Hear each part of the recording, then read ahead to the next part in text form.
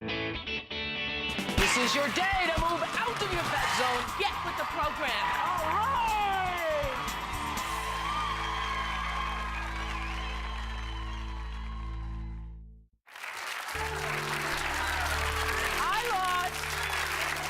I have lost, as of this morning, 67 pounds since July 7th. You can't get bigger than the fat in the wagon. You just can't. The idea to take the 67 pounds of fat and put it into the wagon was an idea I had because as you are losing weight every pound, when you lose the first 5, the first 10, 20, 30 pounds, you get lost in it until you can actually physically see for yourself what that is. This is what 67 pounds of fat looks like. I can't lift it. It is amazing to me that I can't lift it, but I used to carry it around every day. I saw it yesterday. I said, I'm gonna live on broccoli now. Nobody knew at the time that would be the most watched show ever in the history of our shows, The Fat in the Wagon. It stands to reason that it would, though, because we are the fattest country in the world, and everybody's looking for some great big secret. At the time that I did that, I had gone 4 months or 4.5 months, and I hadn't eaten one thing.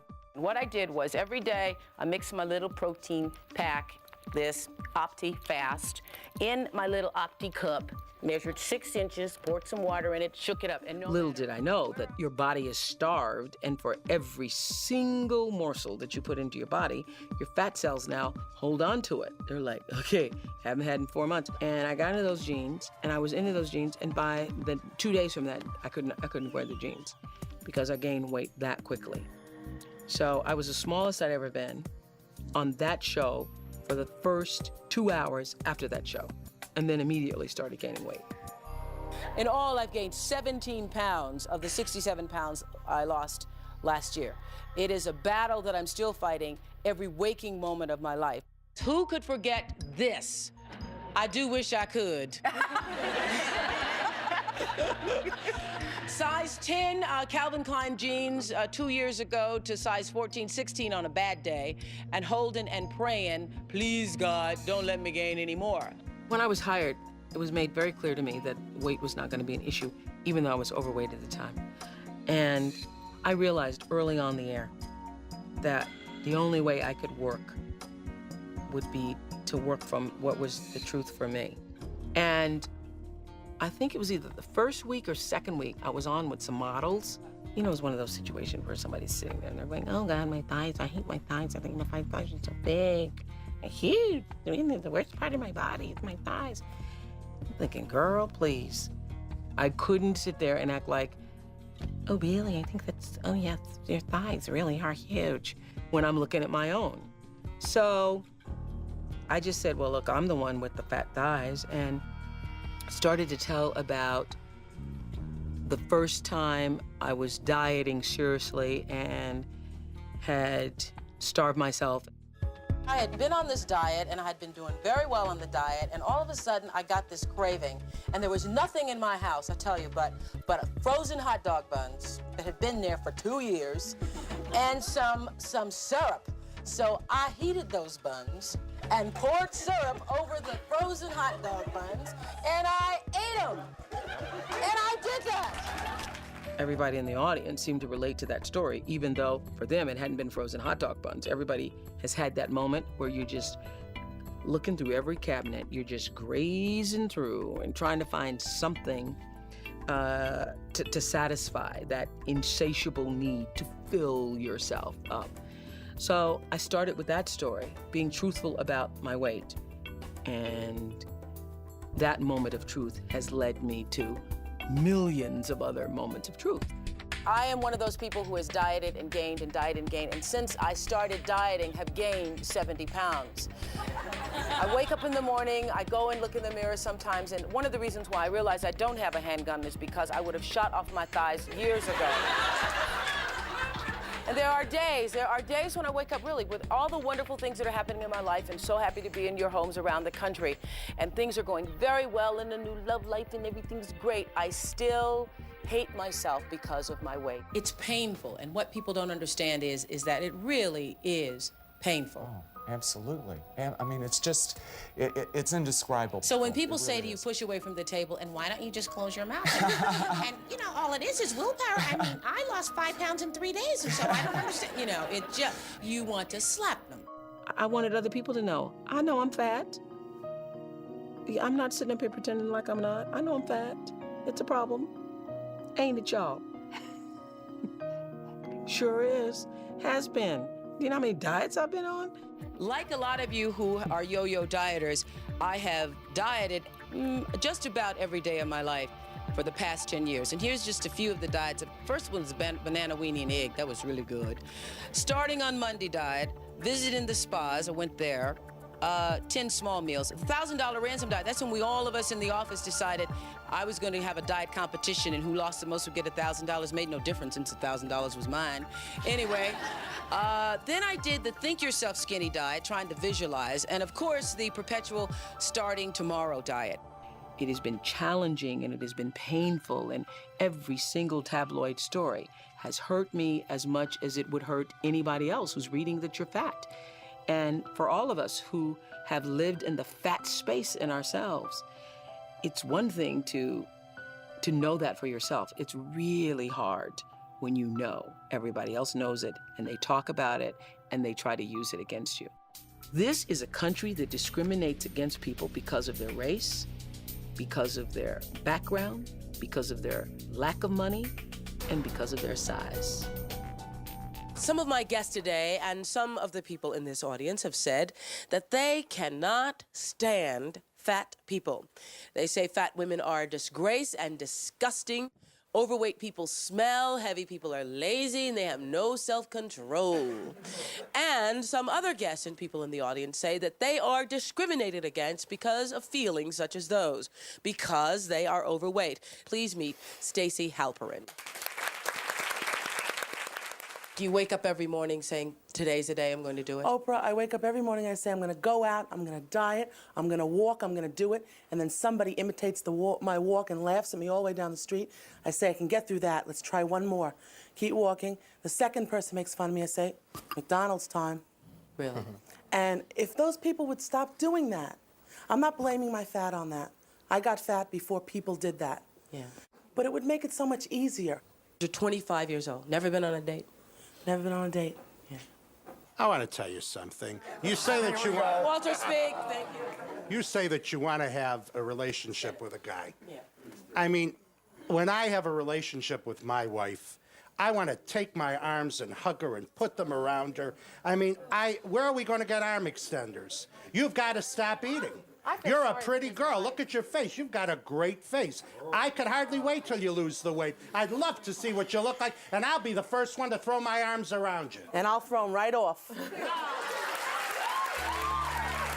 Stacey Halperin, the producers never forgot her. Then I never forgot her.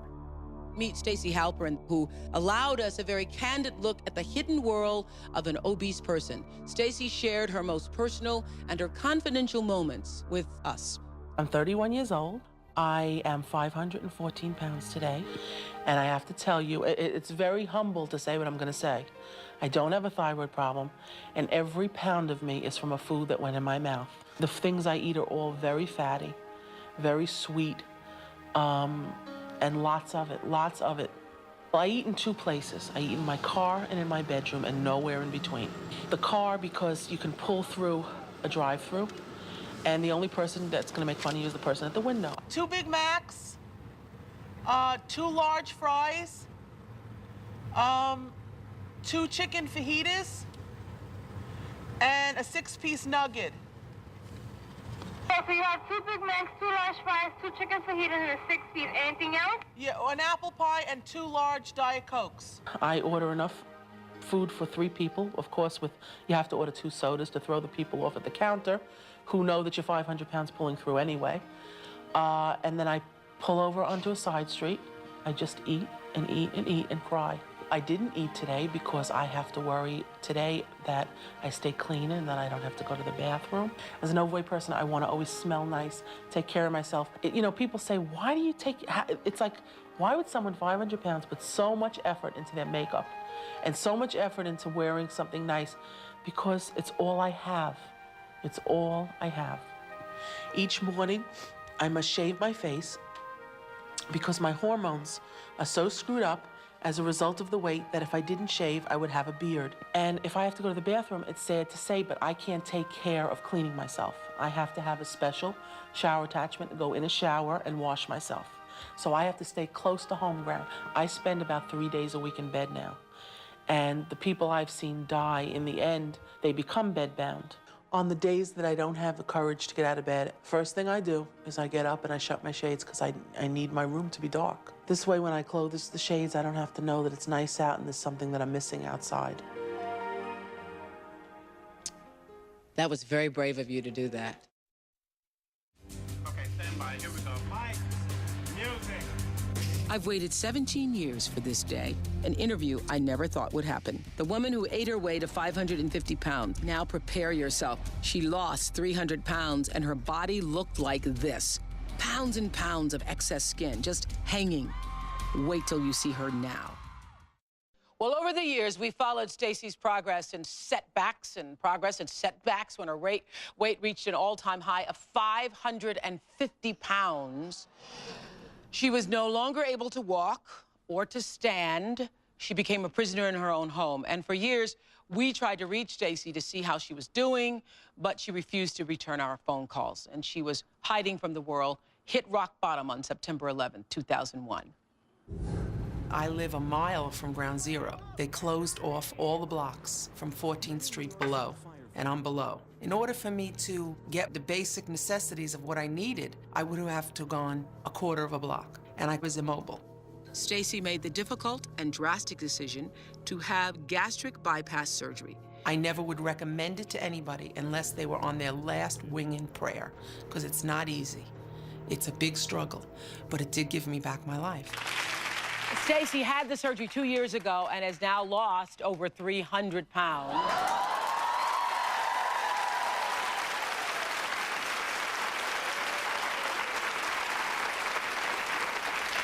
Just yesterday, she took her very first plane ride in years so that she could be with us here with us today.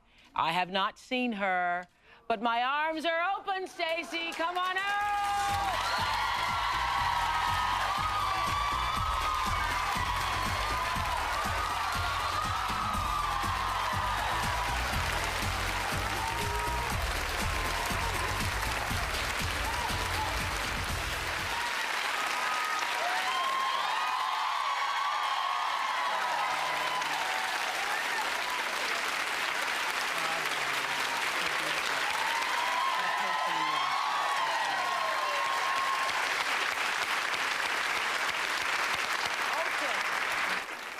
So tell me, really, how is your life different? Is it like you just kind of woke up from the dead? It would be like if you were living your life upside down and you were turned right side up. I was so impressed from the very beginning. You were so honest about it. You said every single ounce on my body, I ate my way here. I It's would not get a so thyroid thing. No. It's hard to believe that you can eat your way to 550 pounds. I'm living proof. You're living proof. It's not an easy thing to admit, but I have to be honest with you. I got so fed up of hearing other people say, well, I don't really know what I eat, and how did I get to 5, 6, 7, 8, and 9? Honey, I ate every bit of fat that I was. And if there was more time, I would have eaten more. Stacey says she desperately wants to start dating. Right, but it's a very scary thing because of the hanging skin. Yeah. Not that you're going to be intimate the first time you're with somebody, but I don't know in my mind, do you tell someone on the first date? No. Do you tell them, wait, but no, wait. But wait, they're going to see. If you wait till they fall in love with you and then they can't handle your body, I couldn't handle that devastation. So what, the third date? The low self-esteem side of me doesn't think it's possible for a man to get beyond what's left of the vestiges of my past. There is someone who can do that. I don't know where he is. He may not be in this country, but there is somebody who can do that.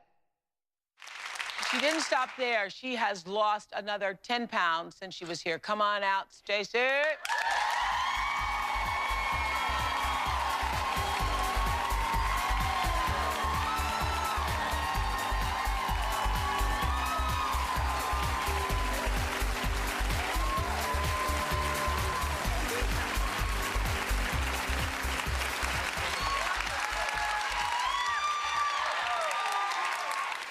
after losing 364 pounds.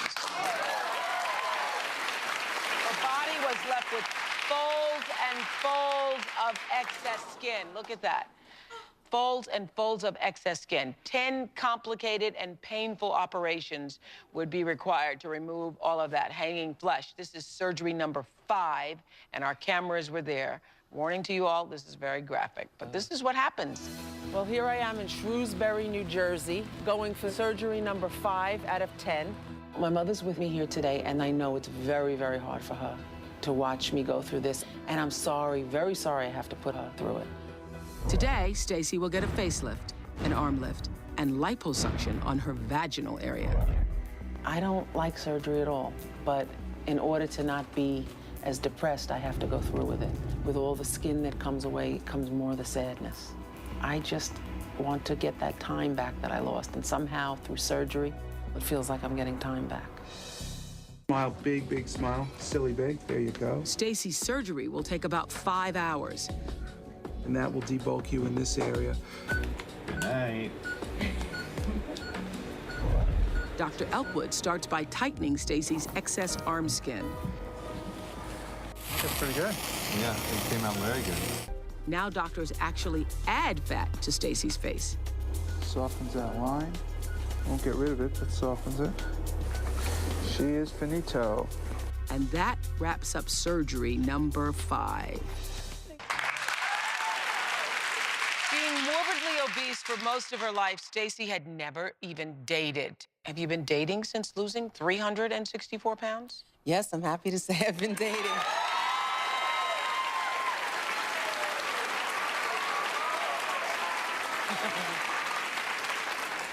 Had you ever been intimate with a man before? Not in this way. I mean, little here and there, but this was like full out. Both people were attracted to each other, you know. It was just, it's very funny because he had gastric bypass too, the guy that I'm dating now. He was 700 pounds. Yeah. And,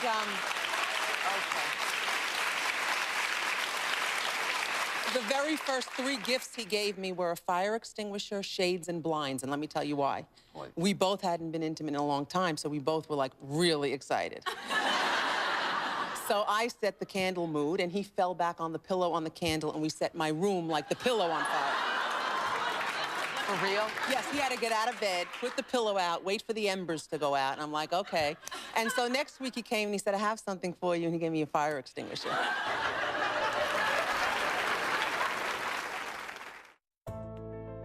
I come from a history of fat people. I remember when I was 13 years old, I was on a scale, and my father came in the bathroom and said, you might as well get off the scale, because you're gonna be fat.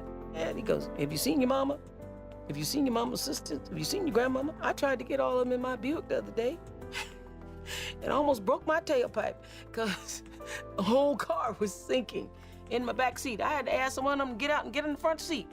So I had grown up with this belief that I was going to be big no matter what. And so that has followed me through every marathon, through every diet. For me, being able to, every single time I've been able to be successful with taking the weight off and recognizing that exercise, I want more people to feel that, to know that for themselves. I'm Oprah Winfrey. Well, D-Day, Diet Day is upon us, and there's no turning back. Today, we get the motivation and inspiration we need to start the Oprah Potato a Day diet. We're in Raleigh-Durham, North Carolina, where 1 month ago today, we kicked off a diet war between Raleigh and Durham.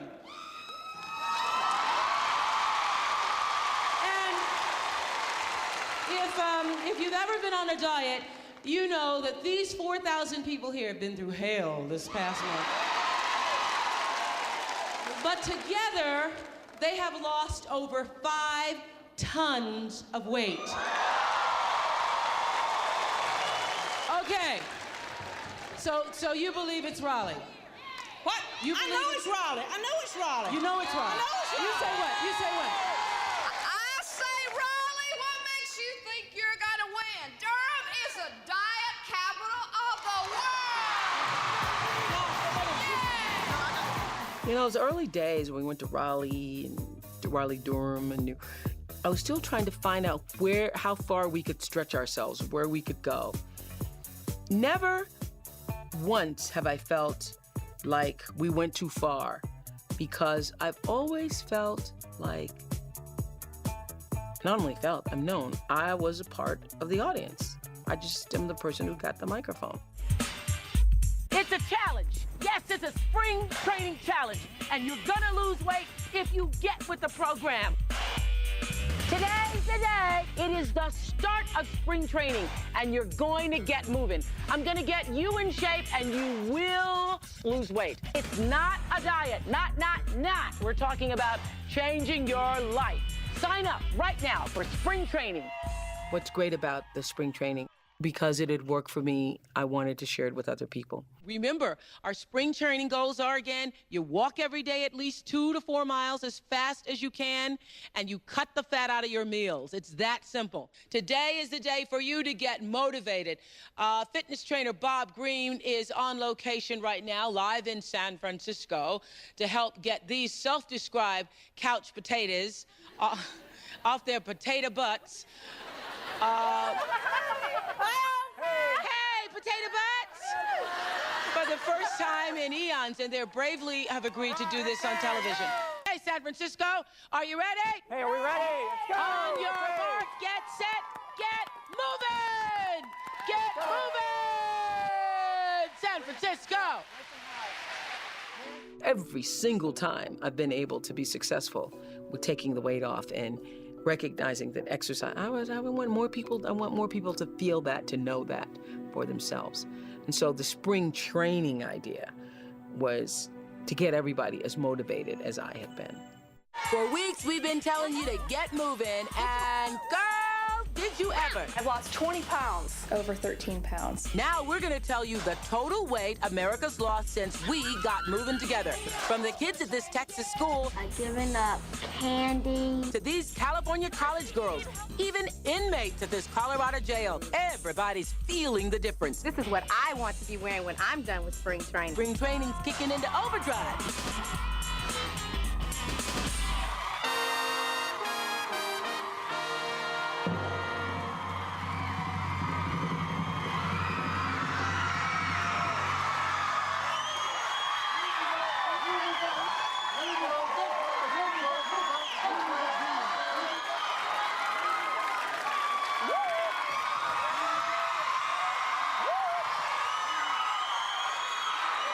Now you couldn't get me on an elephant. What do I need to get on? I would say, what do I need to get on an elephant for?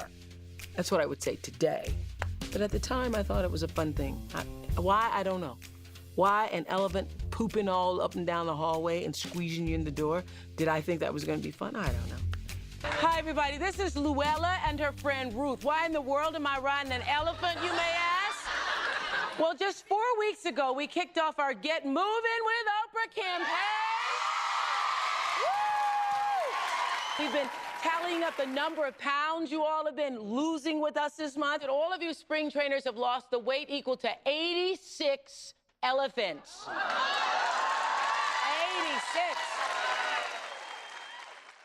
I partnered with Bob. Bob used to say to me, "You don't love yourself." And I go, "What do you mean I don't love myself? I'm Oprah Winfrey. That's all I do is talk about love yourself. I talk about love yourself. People come on, we talk about love yourself. I've read every love yourself book." He was saying, "But you don't. You don't. I don't know why you don't, but you don't." And I didn't believe it. It's true. It's true. Okay, I'm talking about ending the struggle today. Bob Green, the man who's worked out with me for 3 years, and I got together and we wrote this book. It's called Make the Connection. It's in your bookstores today. I wrote the book, agreed to do this book with Bob because I thought that I could share something that would help you all, those of you who've been through what I've been through, to finally make the connection for yourself and stop fooling yourself, stop being lied to, stop buying the ab machines, stop trying the cabbage soup diet. Just get with the program and take charge of your own life, because it's changing the way you think about your life. Well, this is the thing. Like everybody else, I've been looking for the big secret and looked for the big secret for so many years and did not believe what I was told by my own personal trainer.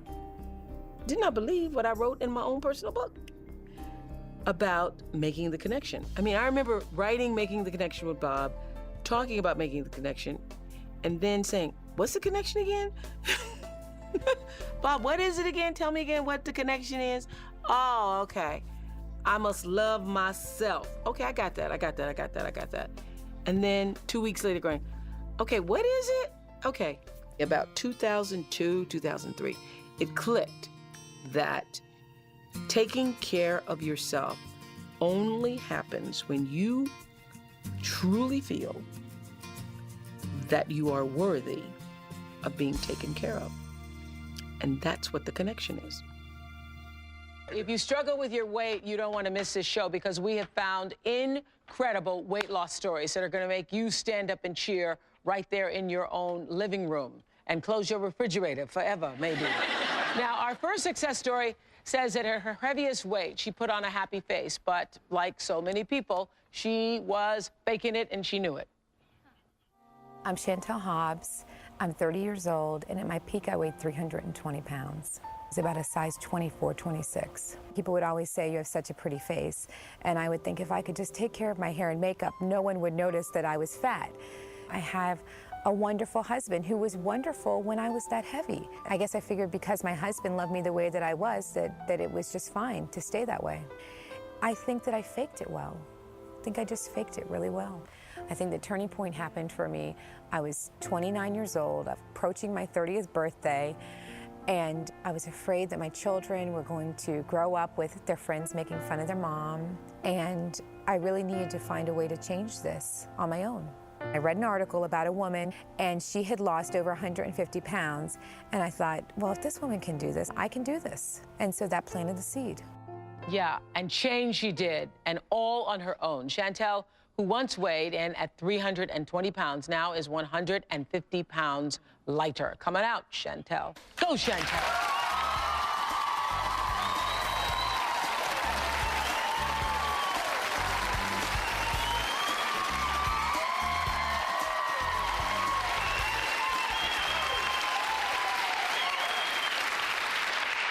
So it's a process. It's a big process. What did you do this time? Well, I felt like I was in a radical place, and I made a radical change. I started working out 6 days a week immediately for about 30 days. I didn't even change my eating majorly. I just started going to the gym because I felt like if I showed up every day, no matter how I felt, no matter how my kids, you know, I found a way every day, 6 days a week. Then I started thinking, well, if I could really change the way I eat, I'm going to get results, even more results. Yeah. So I started eating. You know, that's what they say. Meals. Bob Greene says that all the time to people. Don't do anything other than just make a commitment to move. Because all of it at once is overwhelming. It's overwhelming.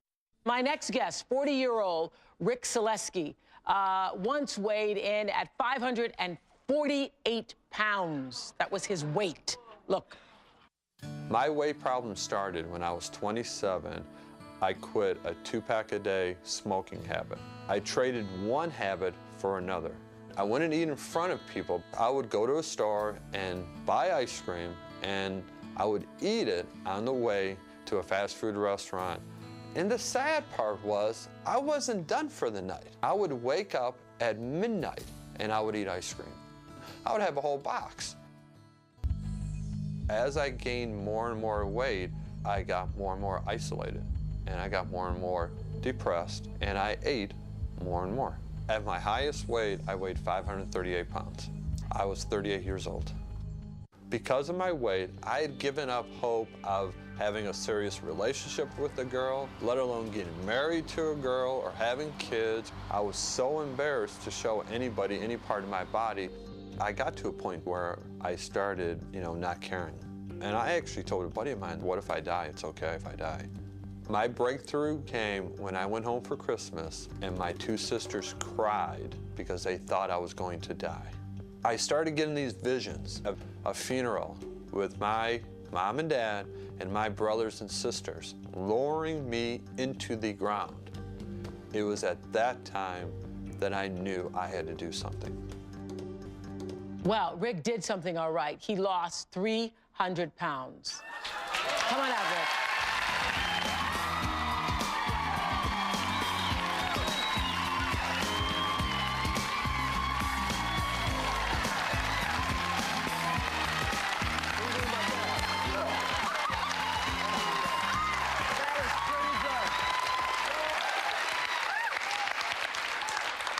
So it was the visions of the grave that did this for you? I had visions of my parents lowering me in the ground. My sisters, brothers at my funeral lowering me in the ground. That's not right.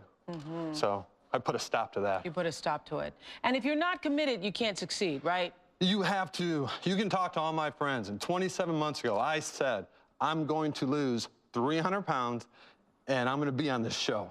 Really? You can ask my friends. I said that I was going to lose 300 pounds, and I was going to be on the Oprah show. You're kidding. No, because this is, you know, if you're going to be on a show about losing weight, a talk show. This is it. This is, you're her. So, right. And I'm here. And you're here. I'm here. And what did you do? I got with a dietitian. I got with a personal trainer, okay? Somebody's gonna help me learn how to eat correctly. Somebody's gonna teach me how to exercise. Then I went to hypnosis because it's in your head. You make the decision whether to eat that candy bar or to eat the piece of fruit. You make the decision whether to sit on and watch television or go to the gym. Right. It's not a physical problem, it's a mental problem. Yeah. That's why I lost the weight, because I knew I was gonna lose the weight and I stayed determined. And I just got stronger and stronger and stronger. And so, for every single person out there who's struggling, the struggle continues until you can love yourself as much as you love everybody else and every other thing. So I got that, and in 2003, I wanted to share that. If you only get one thing out of today's show, I'm hoping that it is this. It's taken me a quarter of a century to learn it. A quarter of a century to figure out diets do not work. They don't work. They don't work. They don't work! And that is why, Bob. Well, first off, the weight loss process really is pretty simple. If you consume more calories than you burn, you're going to gain weight. And the reverse of that, if you expend more calories than you consume, you're going to lose weight. And the single thing that helped me the most to click was not eating past 7:30. I mean, not eating a grape, not a rice or a Crispy, past 7:30. And the thing about it is, I started it at 7 o'clock, and then I was killing myself trying to get home. Oh, it's 7:26, I gotta get home. Gotta get home so I can eat. I remember we'd be talking. She was, I gotta go. I gotta get home and eat. My cutoff time is coming! But it's singular. For a lot of people who are making bad food choices, if you just do that, that will turn. There's a lot of magic in that. Yeah, it's magical. If it's just like you brush your teeth, you say 7:30. I do not eat past 7:30, and the farther up you can move that, the better you get. Now this is the key. This is what really saved me. I remember you told me this day. We're walking around, and I went, "Why the hell you wait 10 years to tell me that?" Okay, Bob said to me, when you cut off your eating at least 2 to 3 hours before you go to bed. He goes, that little gnawing feeling you get, that little gnawing where you feel like, I feel like I need to eat something, he said, that is when you are going into your fat stores. And you can either feed that feeling, give it food, or you can say, oh, this is when my body is going into my fat stores, and it's gonna now eat the stored fat. That's what that feeling is. And so what happens with most of us, we try to feed that feeling, and then you wake up and you're fat. The next key step is to eat breakfast. I know a lot of people still don't believe it. We've been hearing it for years, but this is why. Bob talks about it in the Guide to Good Eating, because when you start eating breakfast, it's like your metabolism, it's like turning on the engine, isn't it, Bob? Yeah, yeah, just like exercise will turn on your engine, you go a step further when you have a nice breakfast in the morning. It's like, boom, boom, boom, boom, boom. You're turning it on. Well, that's actually the exercise. Okay. Eating breakfast is more of a room. Eating breakfast is room? Yeah. Okay. Yeah. Exercise is boom. There you go. Okay, and why, because I know a lot of people, why does eating breakfast, because a lot of people think, I know you think, if I skip breakfast, then I save myself 300 or 400 calories.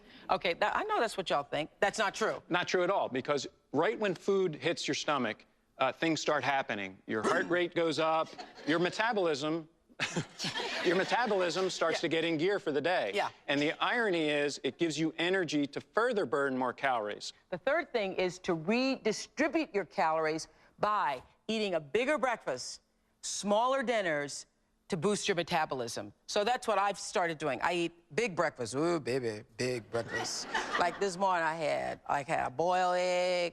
I used to have 2 boiled eggs, but now I've come down to 1. Yeah. So I had boiled egg, I had grapefruit, I had some oatmeal, and... That's a great breakfast. Isn't that a great? Yeah. Oh, I said that to myself this morning.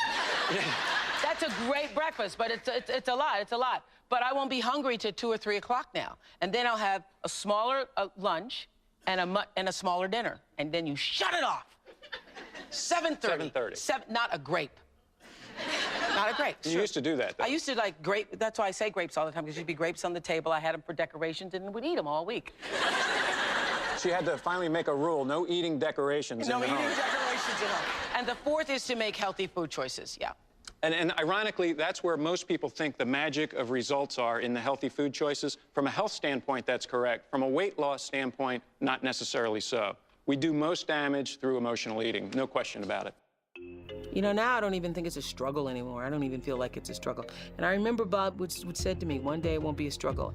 And I thought that was blasphemy. That's blasphemy. That's for all the hard work I got. Well, you don't understand, those of us who are fat, what we have gone through, how we've suffered with your little skinny self. But it's not a struggle once you make a decision. So our next weight loss success story comes from 48-year-old Cindy. Look at this. Dear Oprah, I was a yo-yo dieter for years. Then during a bout with unrecognized depression, I became obese. First, my father died. Then my husband was in a horrible accident. I took care of everybody else's needs and simply forgot about my own. As I put on the weight, I isolated myself and I stopped participating in life.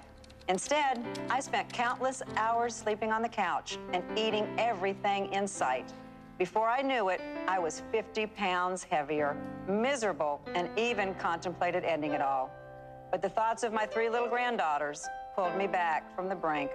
I was motivated to change my life for them and be the happy, healthy Grammy Cindy I needed to be. Well, Grammy Cindy not only lost 50 pounds, she's completely transformed herself into a babe. As well as a competitive bodybuilder. What she's about to do, she never dreamed would be possible. Check out what this Grandma Cindy of 3 looks like now. Cindy, come on out here.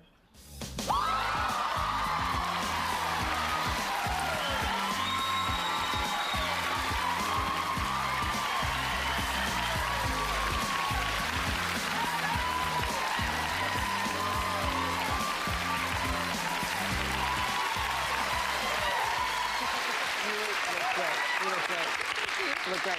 I love looking at the faces of the audience members, y'all. That is woo, girl. So you went all the way there. I did. You did. Well, I set a goal last year to lose the weight. I just decided enough was enough. Sometimes you just have to get mad. Uh-huh. And I said, I'm going to be lean enough and strong enough to do a bodybuilding contest by the end of the year, not even knowing if that was possible. I mean, it's real hard to visualize yourself as this thin, beautiful woman when you're riding the recumbent bike and your thighs are slapping your belly. Uh-huh. But I kept visualizing it. I wanted it, and I really believe that when you believe it, then you'll see it. And as I got closer and closer and closer, the goal became so touchable. And I wake up every morning now feeling alive, and I live my life with passion. Mm-hmm. No more hiding. Mm-hmm. There's just no words. Yeah. So how long does it take to get a body like this? What do you have? I look like this. I mean, I looked like that fat picture a year ago. A year ago? Inspirational. Thank you so much, Cindy. The problem with all of us who wear our issues through our weight is that you can see it. I first met my next guest when she was at her highest weight. I haven't seen her since she's lost nearly 300 pounds. Her mother is Grammy Award-winning singer Nancy Wilson, says what her daughter has accomplished is really a miracle. Look at this. I was a walking time bomb that at any moment could just fall out, pass out, die. I've tried bulimia, anorexia, the medical programs, the quick fix diets on television. My rock bottom was, in all the desperation and isolation, the sickness that I was beginning to feel from the food. It was turning against me. It wasn't my friend anymore. And I said, I gotta do something. When I met Oprah, it was like an inspiring thing for me. Oprah looked at her and they hugged. And the next thing I knew, they were both crying and they talked. We cried. I shared with her what I was trying to do as far as with my weight loss. She asked me what I was eating. She shared with me some of the things that she was struggling with as far as with food. And I really felt like just for a moment, even in that moment, we had a bond, that struggle with food. I began to lose the weight by going to meetings and having a support group, being held accountable to my foods that I was eating and really getting honest with myself. I had basically a spiritual awakening that helped me to realize that there's a power out there greater than myself that can help me. Samantha, come on out here, girl. Oh, my God. Oh, my God. Hi, good for you.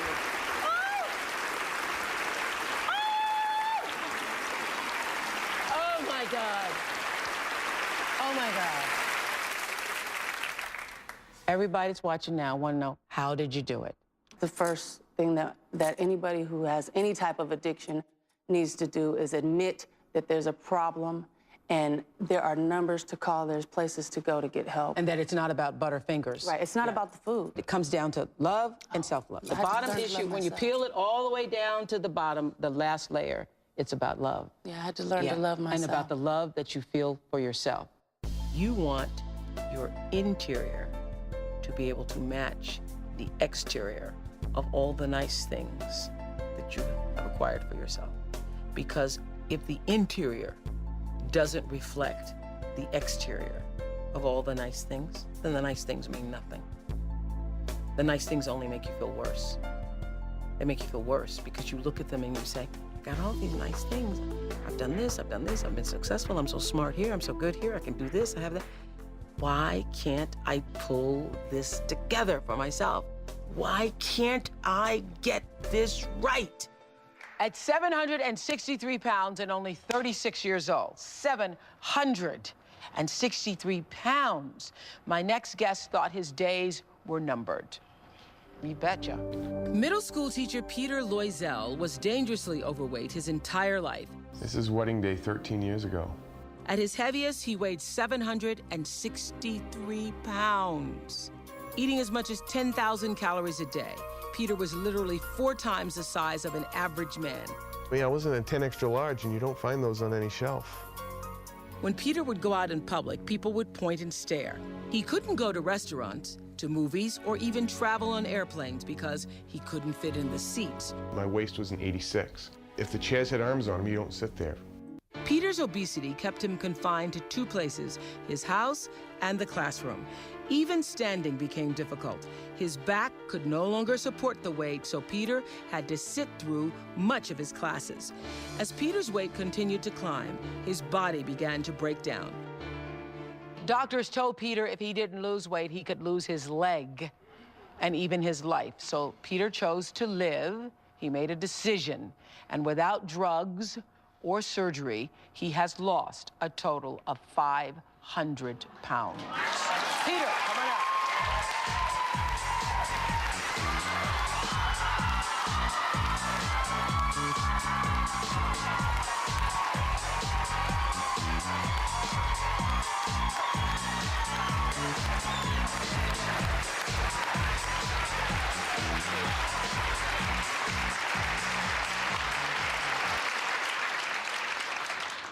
I think that's amazing. Thank you, thank you.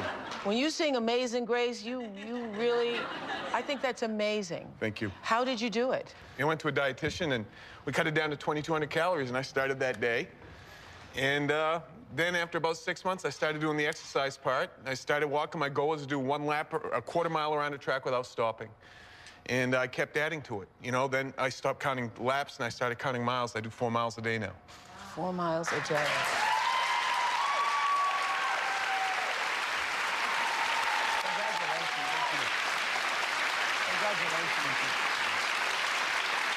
You are an inspiration.